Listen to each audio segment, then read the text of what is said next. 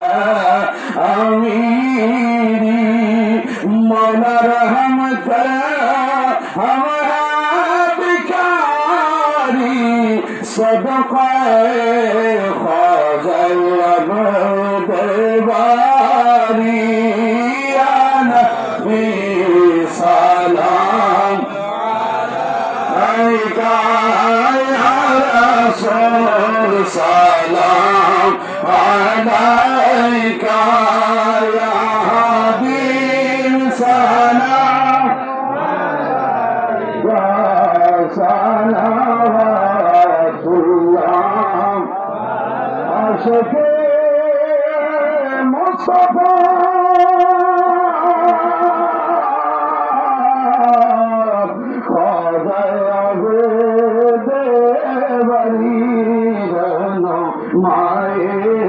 शरीयत पे लाखों सलाम बारगाहे रिसालत पे लाखों सलाम जलाले महबूबत पे लाखों सलाम बनाएंगे जलवे दिखाएंगे घबराना दीवाना सरकार बुलाएंगे या इलाही सदक़े अहले बैत रसूल ये सलामी आशिक़ाना हो कबूल मदीने के चाँद हज़ारों सलाम मदीने के चाँद लाखों सलाम मदीने के चाँद करोड़ों सलाम मदीने के चाँद बेहद सलाम बड़ा कमाली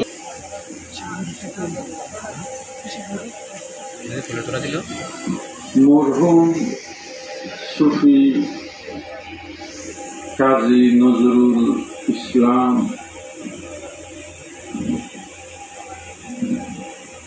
সম্পর্কে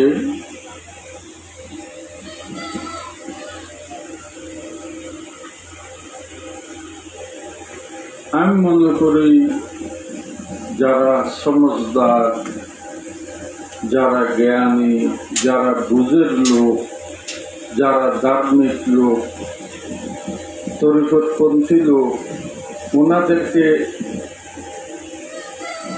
কাজী নজরুল ইসলামের সম্পর্কে বেশি কিছু বলা প্রয়োজন পড়ে না। কেন?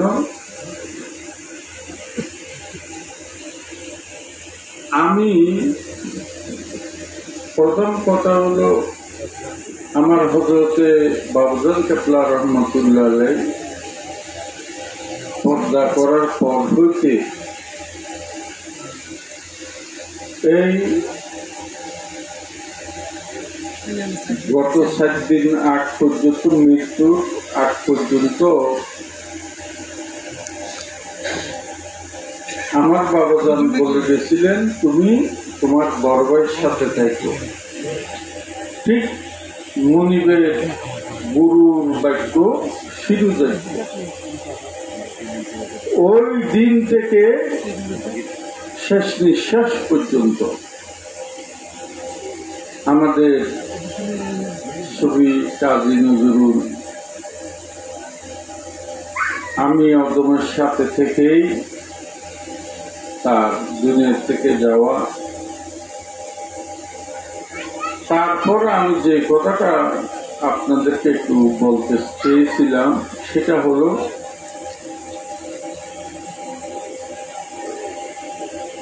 প্রত্যেক মানুষের আমরা দেখি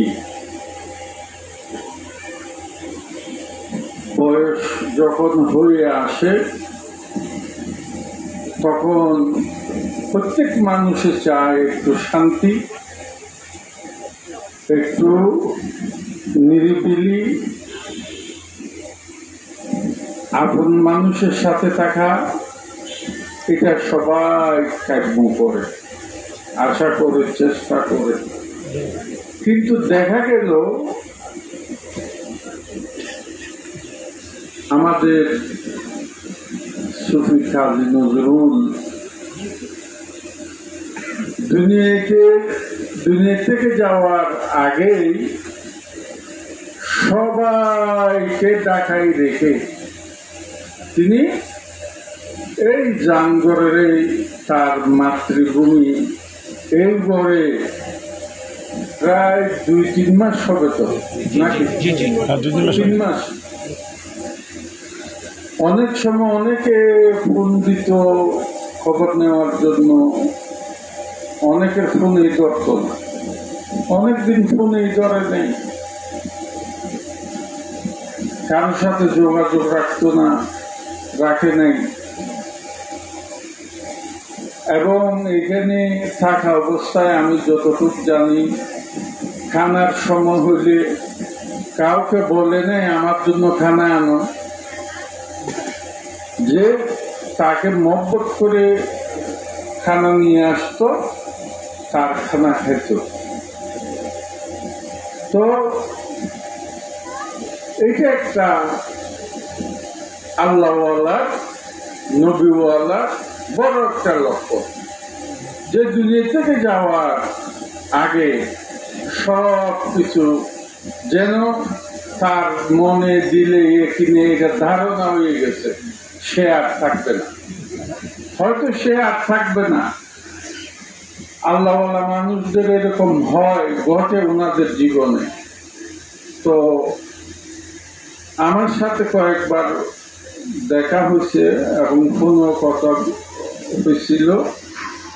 তো আমাকে বলছিল যে আমি আপাতত আমি এখানে বাড়িতে থাকবো, আমি ঢাকায় দিকে যাওয়ার আমার এত খেয়াল নেই, যে কদিন বাঁচি, এইটাও বলছে যে কদিন বাঁচি আল্লাহ বিল্লাহ করব, আমি আমার মাতৃভূমি এই জামগড়ে আমি থাকবো, সবার সাথে দেখা সাক্ষাৎ হয়, আসলে 2-1 দিনের কথা হয়, তরিকার কথা হয়। আমার এটাই ভালো লাগে, আমি এটাতেই ভালো আছি।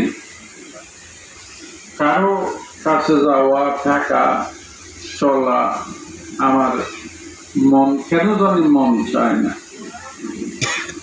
এই যে মহরমের মাহফিলে চিটাং গেল, ওইখানে প্রায় হাস্তার ঘনিষ্ঠ মানুষরা যে কয়জন সামনে পাইছে, প্রায় জনের থেকে সে মাপ নিয়ে আসছে, আমাকে মাপসাপ করে দিও, আমি কদিন থাকি। তো সবকিছু যদি দিনী হিসাবে, তরিকা হিসাবে হিসাব করা হয়, তার পীর ও মুর্শিদের নেক নজরে আল্লাহ পাক তাকে অনেক অনেক দয়া করেছেন, এহসান করেছেন, রহমত করেছেন, ক্ষমা করেছেন। এটা তার কর্ম দিয়েই বুঝে যাইতেছে, তার কর্ম দিয়ে বুঝে যাইতেছে। তো এই আমি আসার সময় কবরস্থান দিকে দেখলাম, আল্লাহ রহমতে আমার মনে অনেক একটা স্বস্তি, শান্তি আমার মনে হইল। যাক, আমি আমার পক্ষ থেকে বলি, যদি হয়তো এরকম মন মেজাজ ভালো না থাকলে, কোনো পেরেশানিতে থাকলে, অনিচ্ছা সত্ত্বেও অনেক সময় 2-1 কথা অনেকের সাথে বেশ কম হয়ে যায়। তো এরকম যদি কারো সাথে এরকম আমাদের সুফি কাজী নজরুল সাথে কোনো থাকে, কোনো মনে কষ্ট থাকে, আল্লাহর ওয়াস্তে সবাই তাকে মাফ করে দিবেন এবং তার জন্য দোয়া করবেন। আর আমাদের আল্লাহর রহমতে ঈমান আকীদা বিশ্বাস তো আছে, তার জন্য তার ফিরে আল্লাহর রহমতে আছে। যে কাজী নজরুলের মুখে মুখে কথায় কথায় সে তার পীর ছাড়া সে ছবি কিছু দেখতো না।